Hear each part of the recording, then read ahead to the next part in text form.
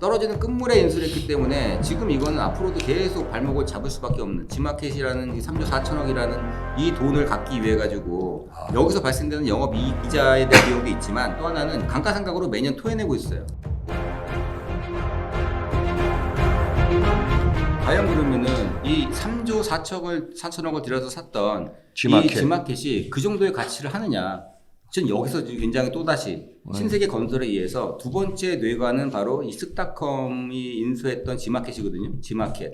이 지마켓에 3조 4,400억을 들여서 인수를 했었는데 이때 들어왔던 투자자가 지금 1조를 투자를 해서 들어왔었죠. 그때 1조를 투자를 해가지고 같이 참여를 했었는데 문제는 지금 그러니까 그 투자자들이 이제 쓱닷컴을 갖다가 완성했을 때 지마켓과 쓱닷컴을 갖다 같이 보면서 이제 들어왔겠죠. 1조를 들어가지고 문제가 지금 쓱닷컴이 지마켓을 인수하면서 공룡 기업이 됐다라고 생각했는데 지금 이 쓱닷컴이 그러면서 상장을 갖다 준비하면서 상장이 지금 1조 정도의 차입금을 먼저 받아놓고 한때 10조 가까운 금액을 들여서 상장한다고 그렇게 얘기를 갖다 했었어요. 10조 정도의 우리가 가치를 갖다 인정받고 싶다. 근데 결과적으로는 그게 지금 다 무산돼 버리지 않았습니까? 지마켓도 마찬가지죠. 지마켓도 3조 4천억이지만 지금 시장 평가를 한다 그러면은 1조라는 금액도 받을 수 없을 만큼 어렵지 않습니까? 실제로. 왜냐하면 지마켓과 유사한 기업이 11번가인데 11번가가 한때 2조 7천억 정도의 밸류를 인정받았었거든요. 그리고 5천억 정도를 국민연금부터 시작해가지고 몇 군데 투자를 갖다 받아서 그렇게 해서 2조 7천억에 상장을 하겠다라고 했기에 작년도에 아마 상장을 갖다 못하면은 돌려주겠다 계획을 했다가 지금 결과적으로는 다 드랍을 해버렸지 않습니까? 그렇죠. 11번 가도 뭐 거의 그렇죠. 네, 3연 초과죠. 11번 가도 그래서 2조 7천억이 아니라 지금은 5천억도 안 본다는 거죠.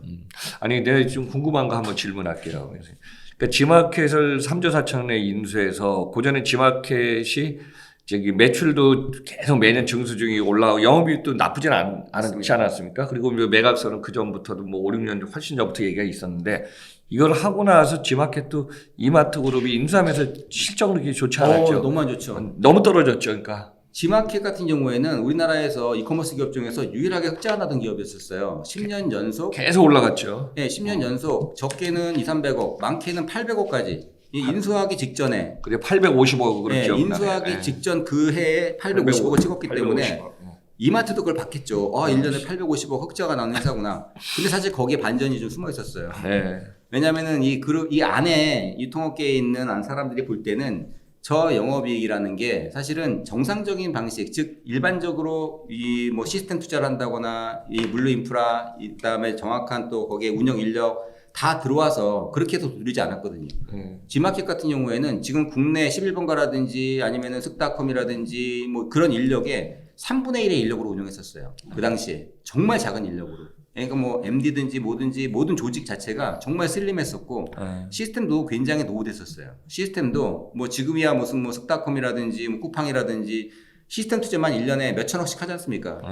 뭐 진짜 그렇게 해서 좋은 시스템으로 만들어 놓고 거기서 이제 뭔가를 갖다가 뭐 마케팅이라든지 초개인화라든지 그런 걸 해 나간다면 좋았는데 쓱닷컴, 지마켓은 한마디로 중개 유통만 했었기 때문에 그냥 장터만 만들어 놨죠. 마켓플레이스라고 부르죠. 마켓플레이스라고 지마켓 홈페이지만 만들어 놓고 판매하는 거에 대해서만 수수료를 떼는 구조였기 때문에 굳이 그렇게 뭐 거기에 들어와 있는 고객이 한 번에 뭐 수십만 명이 들어오고 연간 이용하는 고객이 뭐 800만 명, 900만 명이 넘어간다고 하더라도 그걸 분석하거나 그럴 전혀 없었어요.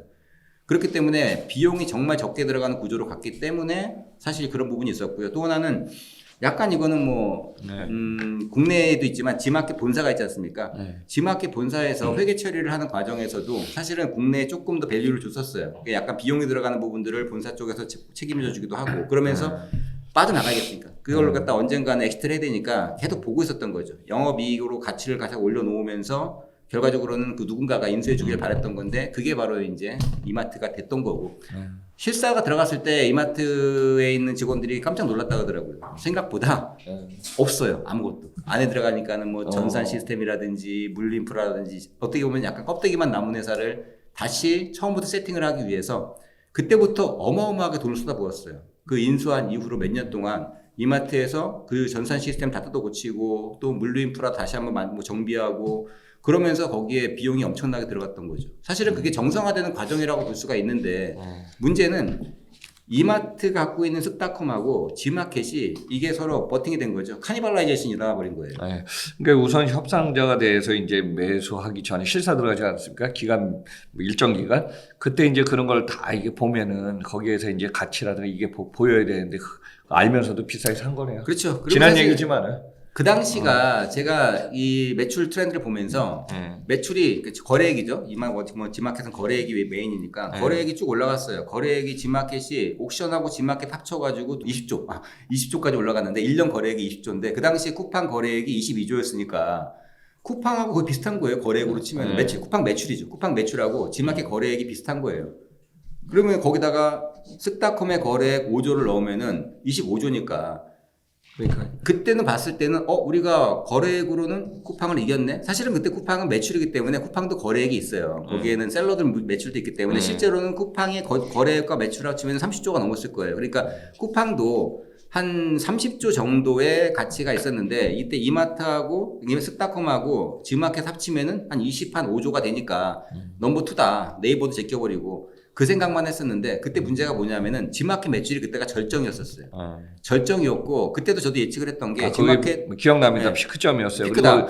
그리고 요 타이밍에 맞습니다. 매각이 돼야지 장시간 또 준비해 왔고. 맞습니다. 올해가 지나면은 지마켓 매출 떨어지기 시작한다고 예측을 했었는데 정확히 그렇게 됐던 게 그때 이후로는 매출이 드랍되기 시작했는데 왜냐하면은 그때 네이버가 치고 나갔었거든요. 이게 쿠팡 문제가 아니라 네이버하고 지마켓 관계가 또 있었어요. 네이버 같은 경우에는 그동안에는 온라인 시장으로 본격적으로 뛰어들지 않았고 지마켓이라든지 11번가라든지 티켓몬스터라든지 거기에서 이제 광고비를 받는 거죠. 네이버에다 접속을 해서 네이버에서 딱 치면은 거기에 이제 업체가 뜨지 않습니까?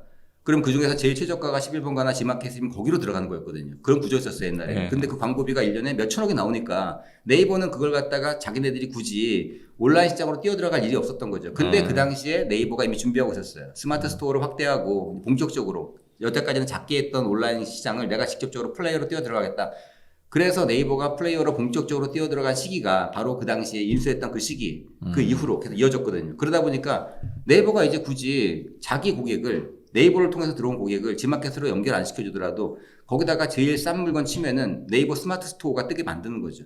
결과적으로는 우리가 생각해 보면은 우리가 11번가나 지마켓으로 들어가는 그게 직접 들어가는 그게 많지 않다는 거죠. 지금도 역시 물건 살 때는 쿠팡에서 검색하거나 아니면 네이버에서 검색하지 그렇죠. 지마켓 11번가에서 직접 검색하지 않습니다. 거기를 통해서 이게 들어가니까요. 그렇죠. 그래서 네이버가 그 당시에 네이버하고 이마트 그룹이 먼저 한번 합작을 했어요. 신세계가. 그래서 서로 지분을 교환하고 그 당시에 3천억이 넘는 그런 주식을 교환했었죠. 그러면서 이마트 그룹과 그 타이밍이네요, 말씀이. 그거 먼저 네이버하고 그거하고 또 CJ하고도 재위연합하면서 지분 맞교환하고. 그렇죠. 그 이마트 타이밍이네요. 그룹하고 신세계 그룹, 신세계 그룹이라고 하죠. 네. 이마트 신세계 그룹과 네이버가 지분 교환을 하면서 우리가 앞으로 쿠팡과 같이 맞서 싸우자라고 그때 연합을 갖다 펼쳤을 때 그런 식이 NFA라고 그러죠. 기억납니다. 그때가 이제 1세대 NFA였는데 그때 그걸 먼저 한 다음에 그 다음에 바로 지마켓이 매물로 나온 거예요. 그때 이제 이마트가 네이버에다 제안을 했어요. 우리 같이 한번 들어가자. 같이 들어가서 공동으로 지마켓 옥션 인수해가지고 우리가 1등 해버리자라고 제안을 했는데 네이버가 단칼에 거절해버렸어요. 지금 제가 말씀드렸던 것처럼 그렇죠. 알고 있었던 거죠. 첫 번째는 네이버의 그 지마켓 매출은 지마켓 매출이 아니라 네이버에서 들어가는 매출이니까 우리가 굳이 저 업체를 살 필요가 없어. 그리고 우리는 지마켓하고 똑같은 구조야. 우리는 뭐 신성 같은 것도 하지 않고 언제든지 맘만 먹으면 지마켓은 우리가 눌러버릴 수 있기 때문에 우리는 참여 안 할 거야. 빠져나간 거죠. 그래서 무리하게 이마트 그룹이 그걸 다 인수한 거예요. 34천억을 들여가지고. 그러니까 그 전부터 얘기가 들렸지만은 지마켓의 뭐 헤드 오피스는 미국이지만 그 당시에 움직이 영국, 브리티스 영국이라고 좀 들었고요.